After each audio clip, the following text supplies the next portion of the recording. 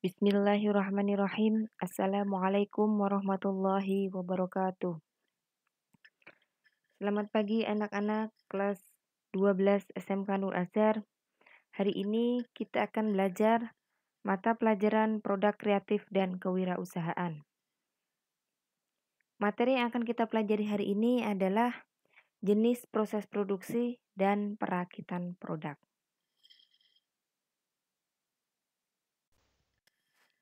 Jenis proses produksi ditinjau dari arus produksi.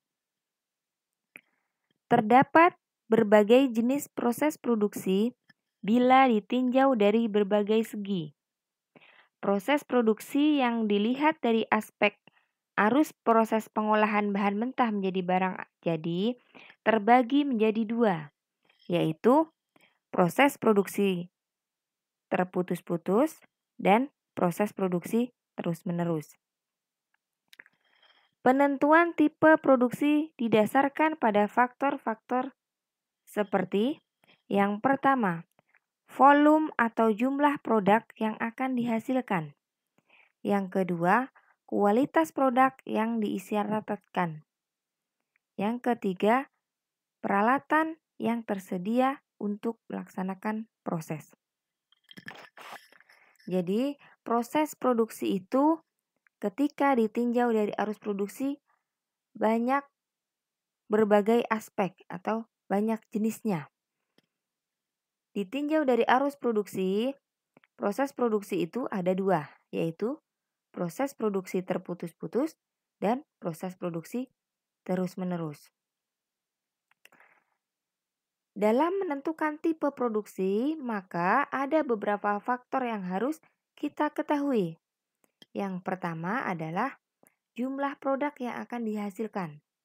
Jadi, ketika kita akan menentukan tipe produksi apa yang akan kita jalani, maka yang pertama adalah kita harus menentukan berapa banyak produk yang akan kita buat atau berapa banyak jumlah produk yang akan kita hasilkan. Yang kedua, kualitas produk yang diisyaratkan. Kualitas produk yang diisyaratkan adalah kualitas produk yang diinginkan oleh kita atau yang kita targetkan. Yang ketiga, peralatan yang tersedia untuk melaksanakan proses. Jadi, setelah yang pertama kita tahu berapa banyak produk yang akan kita buat, yang kedua kualitas yang seperti apa yang akan kita hasilkan, yang ketiga adalah kita perlu adanya peralatan untuk melaksanakan proses produksi tersebut.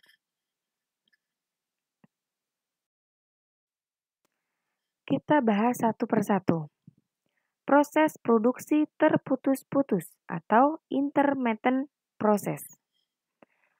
Proses produksi terputus-putus adalah suatu proses produksi di mana arus proses yang ada dalam perusahaan tidak selalu sama. Proses produksi terputus adalah kegiatan produksi yang dilakukan dengan alat multiguna. Dengan menggunakan alat multiguna, kegiatan produksi dapat dilakukan secara fleksibel. Proses produksi terputus-putus dapat ditemui di dalam usaha berbasis pelayanan.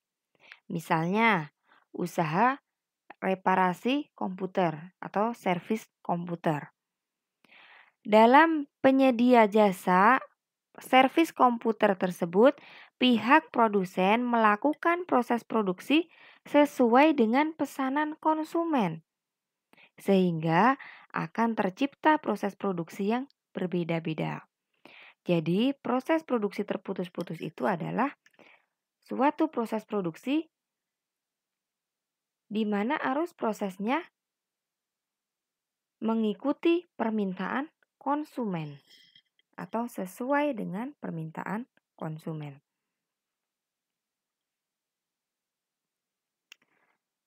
Yang pertama, karakteristik produksi yang terputus-putus. Sifat-sifat atau ciri-ciri dari proses produksi terputus-putus adalah produk yang dihasilkan dalam jumlah kecil namun dengan banyak variasi. Jadi, ciri-ciri Proses produksi terputus-putus adalah produk yang dihasilkan jumlahnya sedikit namun banyak variasinya. Yang kedua, penyusunan peralatan berdasarkan fungsi peralatan tersebut. Jadi, penyusunannya berdasarkan fungsi atau kegunaan peralatan tersebut. Yang ketiga, mesin-mesin yang dipakai biasanya bersifat multiguna. Misalnya, obeng. Obeng itu untuk melakukan proses servis atau reparasi berbagai macam barang. Jadi, produk obeng tersebut bisa digunakan bukan hanya untuk servis komputer, bukan hanya digunakan untuk satu macam fungsi saja, tetapi bisa digunakan ketika kita melakukan perbaikan-perbaikan pada barang lain. Yang keempat, karena sifatnya multiguna, maka operator mesin memiliki pengaruh besar. Maksudnya adalah ketika sifat dari mesin tersebut adalah multiguna atau bisa digunakan di mana saja atau bisa digunakan secara umum, maka operator mesin memiliki pengaruh besar. Artinya harus ada orang yang memang bisa melakukan proses tersebut dengan menggunakan alat multiguna tersebut. Jadi orangnya itu sangat berpengaruh. Kenapa? Karena tanpa adanya orang, maka alat tersebut tidak akan bisa berjalan sendiri. Selanjutnya, proses produksi tidak akan terhenti jika terjadi kerusakan salah satu mesin.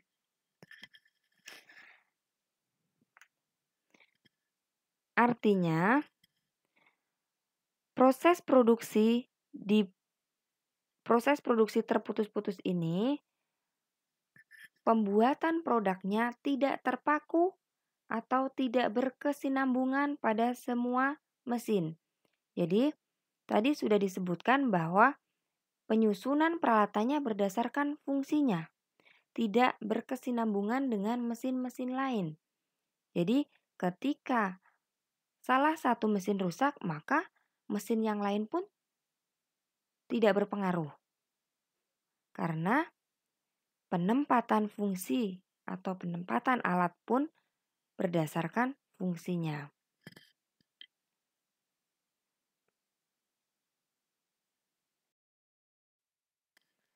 Selanjutnya, kelemahan produksi terputus-putus.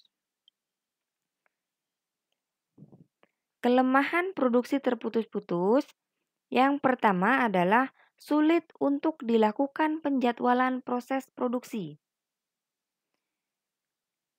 Yang kedua, proses pengawasan produksi atau kontrol produksi akan sukar dilakukan atau sulit dilakukan. Selanjutnya yang ketiga adalah biaya tenaga kerja dan biaya pemindahan bahan sangat tinggi. Yang pertama, sulit untuk dilakukan penjadwalan proses produksi. Kenapa sulit dilakukan penjadwalan proses produksi? Karena tadi sudah disebutkan bahwa proses dari produksi terputus-putus adalah sesuai dengan permintaan pelanggan. Makanya tidak bisa dijadwalkan proses produksinya. Karena ketika sudah dijadwalkan belum tentu ada permintaan pelanggan. Dan perusahaan itu hanya memproduksi suatu barang ketika ada permintaan dari konsumen atau pelanggan.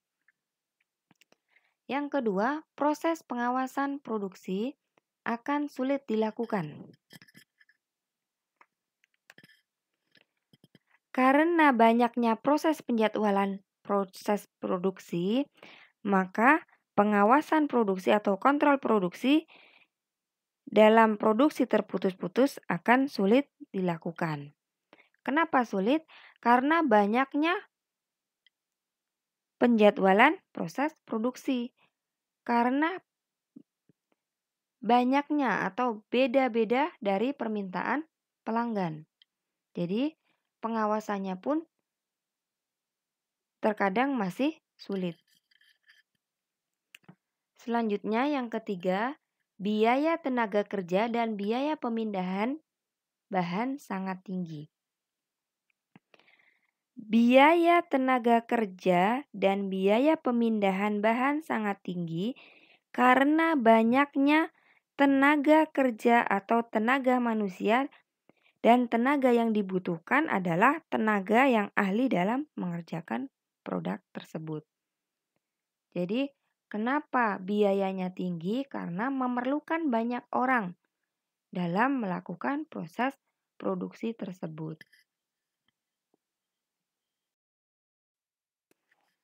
Selanjutnya, C. Keuntungan proses produksi terputus-putus.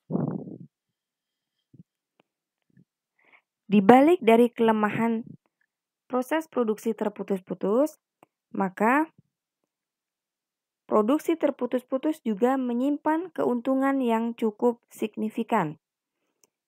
Di antaranya, yang pertama, mempunyai fleksibilitas yang tinggi dalam menghadapi perubahan produk dengan variasi yang cukup besar.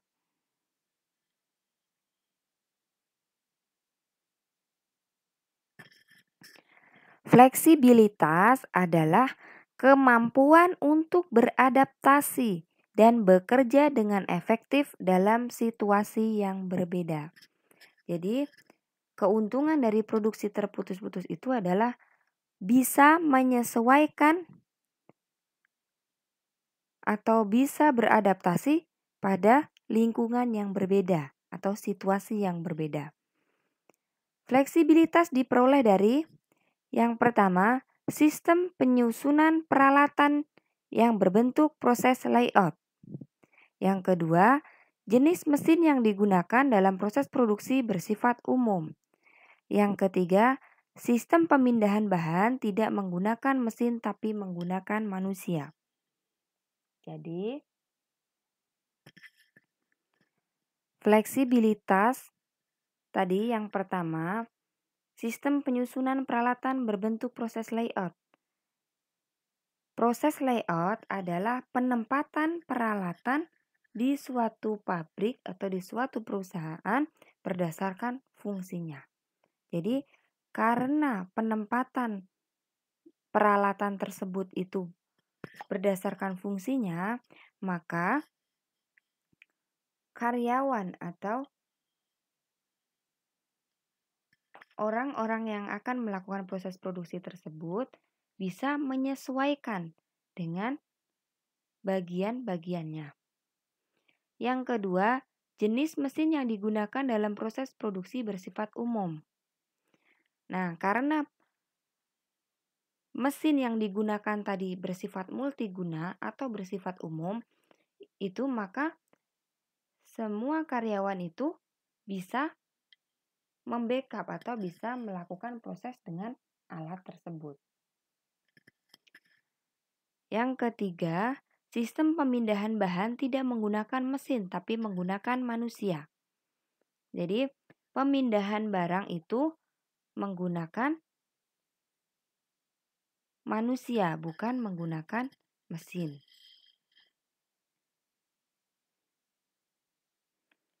Keuntungan yang kedua adalah karena mesin yang digunakan bersifat umum, maka akan menghemat biaya investasi mesin. Jadi, karena mesin yang digunakan tadi bersifat multiguna, maka harga peralatan tersebut pun akan jauh lebih murah dibandingkan dengan peralatan khusus untuk menciptakan barang khusus gitu ya. Jadi karena peralatan tersebut masih bersifat umum atau bisa digunakan untuk pembuatan apa saja. Yang ketiga, keuntungannya adalah proses produksi tidak akan terhenti meskipun ada kerusakan di tempat lain. Nah, tadi sudah disebutkan karena peralatannya masih bersifat multiguna atau bersifat umum, maka proses produksinya pun tidak berkesinambungan dengan bagian-bagian lainnya atau mesin-mesin lainnya. Sehingga meskipun ada salah satu mesin yang rusak, tidak akan berpengaruh pada bagian tersebut atau pada mesin yang lainnya.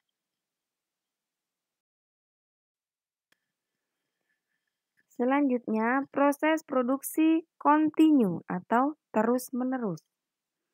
Proses produksi kontinu adalah suatu metode proses produksi di mana proses produksi secara terus-menerus tanpa henti. Kelemahan proses produksi kontinu. Yang pertama, terdapat kesulitan untuk menghadapi perubahan produk yang diminta oleh konsumen atau pelanggan. Nah, bedanya proses produksi kontinu dengan terputus-putus adalah ketika proses produksi terus-menerus itu sulit menghadapi perubahan produk, maka di proses produksi terputus-putus tadi bisa beradaptasi. Yang kedua, proses produksi mudah terhenti karena proses produksi saling berhubungan atau berurutan. Proses produksi terhenti karena proses produksi saling berhubungan. Jadi, jika ada salah satu mesin yang rusak, maka semua proses produksi akan terhenti karena proses produksi terus-menerus itu saling berkesinambungan, saling berkaitan. Biasanya ini terdapat di perusahaan-perusahaan besar yang produksinya besar. Selanjutnya, terdapat kesulitan dalam menghadapi perubahan tingkat permintaan karena tingkat produksi bersifat permanen. Nah, tadi sudah jelas beda dengan proses produksi terputus-putus ya. Kalau produksi terputus-putus itu bisa beradaptasi. Kenapa? Karena produksi barang berdasarkan dengan permintaan pelanggan. Jumlah produk yang dihasilkan pun sedikit tetapi bervariasi. Beda dengan proses produksi terus-menerus ini. Kalau proses produksi terus-menerus ini sangat sulit menghadapi perubahan permintaan pelanggan. Kenapa? Karena proses produksi terus-menerus itu sifatnya permanen. Mesinnya pun mesin khusus yang memang diperuntukkan untuk memproduksi barang tersebut. Makanya tidak bisa dirubah permintaan pelanggannya. Selanjutnya, kelebihan proses produksi. Yang pertama, dapat diperoleh tingkat biaya produksi per unit yang rendah apabila volume yang dihasilkan besar dan berstandarisasi produk. Jadi, kelebihan proses produksi terus-menerus ini adalah jika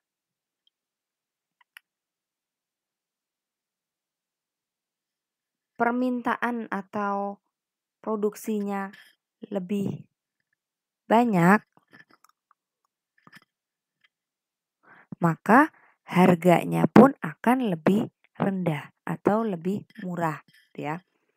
Yang kedua, dapat dikuranginya pemborosan dari pemakaian tenaga manusia dan diganti mesin. Jadi kelebihannya bisa mengurangi biaya untuk penggajian karyawan. Kenapa? Karena tenaga manusia bisa diganti dengan mesin. Yang ketiga, biaya tenaga kerjanya rendah karena jumlah tenaga kerja sedikit dan tidak memerlukan tenaga ahli yang banyak. Nah, karena tadi karyawannya pun sedikit, maka tidak memerlukan tenaga ahli yang banyak. Kenapa? Karena sudah mempunyai mesin yang khusus untuk membuat produk tersebut. yang memang dirancang khusus untuk produksi barang tersebut. Selanjutnya, biaya pemindahan bahan dalam pabrik juga rendah karena menggunakan tenaga mesin. Jadi, bedanya dengan proses produksi terputus-putus adalah pemindahan barang di terputus-putus menggunakan manusia, sedangkan di produksi terus-menerus itu menggunakan mesin. Jadi biayanya pun lebih rendah karena menggunakan tenaga mesin dan prosesnya pun lebih cepat. Selanjutnya yang ketiga, proses produksi berulang-ulang. Proses produksi berulang-ulang adalah kegiatan produksi yang dilakukan secara berulang-ulang dalam rentang waktu. Jadi, proses produksi berulang-ulang itu adalah pembuatan produk yang terus-menerus dilakukan secara berulang-ulang dalam waktu yang ditentukan. Selanjutnya, yang keempat adalah proses produksi campuran. Proses produksi campuran adalah proses produksi yang merupakan penggabungan dari fungsi produksi terus-menerus, fungsi produksi terputus-putus, dan fungsi produksi berulang-ulang. Proses produksi campuran adalah proses produksi yang mana produksi yang dibuat adalah membuat barang yang berbeda setiap hari. Proses produksi ini dilakukan untuk mengantisipasi permintaan konsumen yang banyak. Proses produksi ini berupa partai kecil. Dengan memproduksi metode produksi campuran harus mengetahui produksi bermacam-macam barang ataupun jasa. Selain itu, juga harus dituntut untuk cekatan sehingga produksi yang dapat selesai sesuai dengan jadwal waktu yang ditentukan atau jadwal pengirimannya.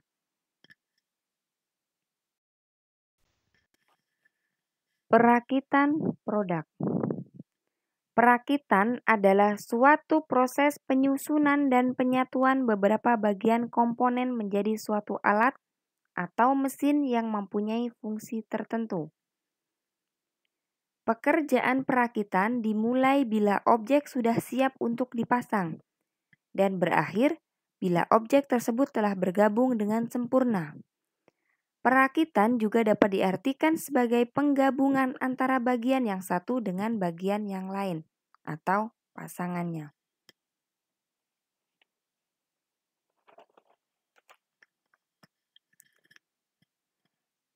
Pada bagian ini, kita akan membahas mengenai penerapan proses produksi dalam bidang barang. Proses manufaktur perangkat keras adalah proses yang memiliki banyak langkah dan tingkatan, mulai dari konsep sampai produksi massal. Semua langkah tersebut harus dilaksanakan dengan sempurna dan tanpa kesalahan sedikit pun. Namun, seiring berjalannya waktu, proses tersebut menjadi sangat mudah. Namun tetap saja, proses manufaktur produk perangkat keras adalah proses yang tidak mudah. Dalam manufaktur dan perakitan perangkat keras, membangun satu atau dua prototipe membutuhkan waktu yang lebih lama dari produksi massal. Tingginya permintaan untuk berinovasi menjadi salah satu penyebab sulitnya membangun prototipe perangkat keras. Prototipe adalah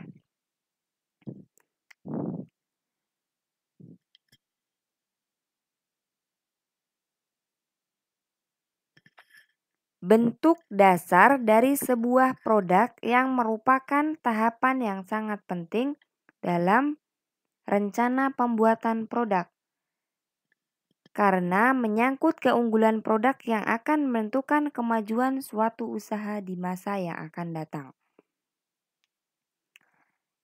Nah, di sini kita akan mengambil contoh produksi pada produk barang yaitu hardware komputer. Nah, pada proses manufaktur perangkat keras ini ada beberapa istilah atau nama-nama yang berbeda yang dapat dikerucutkan menjadi proses-proses berikut ini. Yang pertama adalah tooling.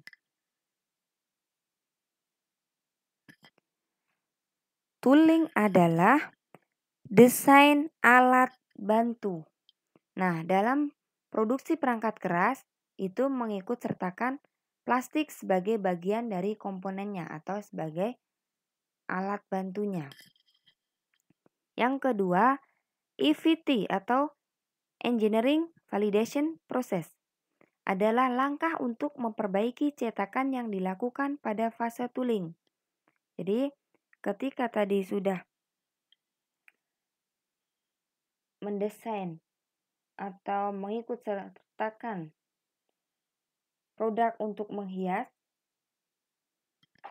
atau mendesain alat bantunya, maka yang kedua adalah langkah untuk memperbaiki cetakan yang dilakukan. Yang ketiga, DVT atau Design Validation Process.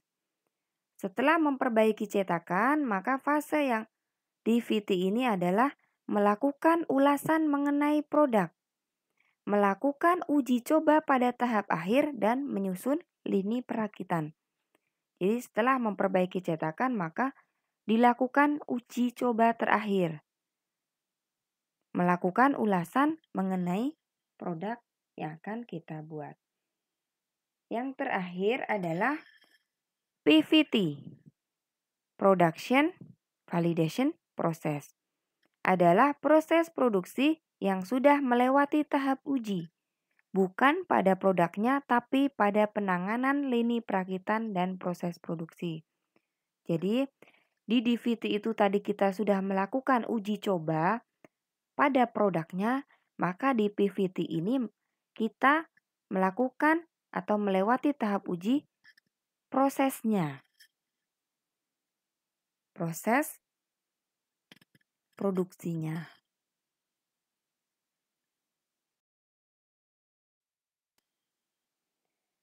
Cukup sekian materi hari ini. Jika ada pertanyaan, silahkan komen di video ini atau bisa langsung japri ke nomor ibu. Semoga materi hari ini bisa bermanfaat dan bisa dipahami.